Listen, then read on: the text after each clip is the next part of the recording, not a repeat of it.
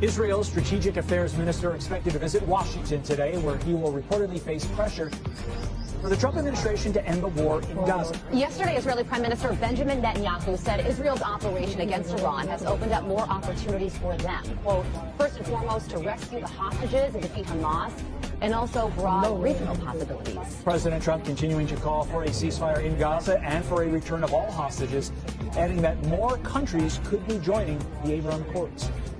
Has any other country suggested to you recently, as a result of this, that they want to join the Abraham Accords? Yes. So we have some really great countries in there right now, and I think we're going to start loading them up because Iran was the primary problem. White House Press Secretary Caroline Leavitt has suggested Syria could also be one of those countries joining in.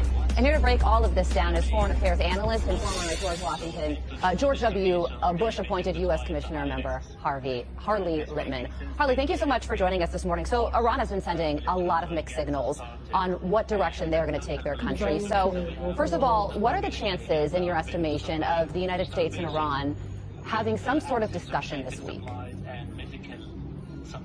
We have no other option but to a little bit of audio issues. Let's see if we could pod him up. Iran is going to have discussions, and they're very clever negotiators, and they just announced at the UN that they will enrich uranium no matter what international pressure happens, and they will do it indefinitely. So clearly that sends a signal, as President Trump said just a moment ago on your newscast, that Iran is the problem.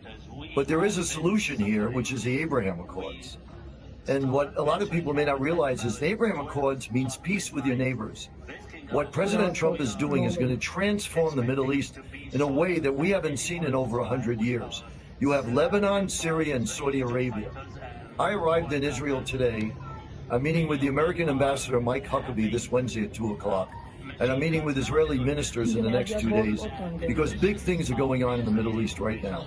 They certainly are. And on the Abraham Accords front, Harley, the possibility of Saudi Arabia and even Syria potentially entering into these accords. I mean, just 6 months ago, especially on the Syria front, no way anybody thought that was possible. Is it now? It's more than possible. It's likely to happen. I predict it will happen. And it's due to President Trump. Because President Trump showed extraordinary leadership and courage in challenging Iran in a way that no American president has ever done. And he successfully attacked Iran, and Iran was defeated by close coordination between the United States and its close ally, Israel.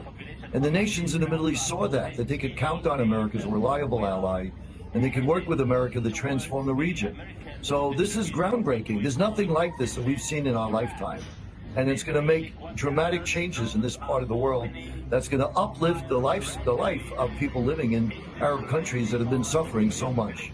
So according to an Israeli media report, Israel is prepared to end the war in Gaza and then turn control over to 4 Arab countries. Do you think that this is what the likelihood is going to be, that this is going to be the outcome? And if so, what would that mean for the hostages that are still in Gaza? I do think it's a likely outcome. This is part of the reason why I'm here today. I flew in this morning.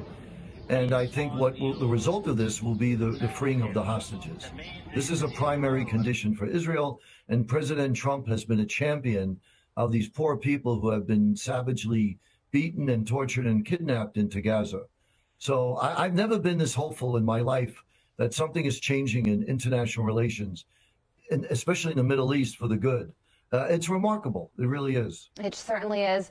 Harley, we're going to have you back on to talk about all of this after you meet with the ambassador and Israeli officials. Thank you so much for joining us ahead of those discussions, and we will check back in with you very soon.